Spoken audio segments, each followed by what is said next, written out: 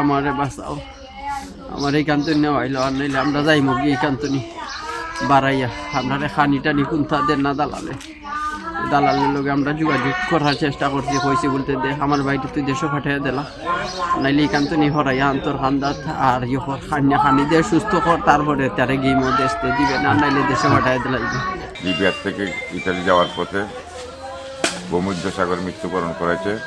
কালকে তো নেটও দেখাইছে, নেটও দেখানির পরে যে খামদি বিচের একটা ছেলে আছে না, এই ছেলে আছিল এই গেমের মধ্যে, হে গিয়া উঠছে, উঠার পরে হে জানাইয়া দিচ্ছে বিনা মলা নিচে যাওয়ার পথে নৌকা ডুবিতে আমাদের সুনামগঞ্জ জেলায় এখন পর্যন্ত আমরা যতটুকু জানতে পেরেছি 12 জন আমাদের এখানে মৃত্যুবরণ করেছে।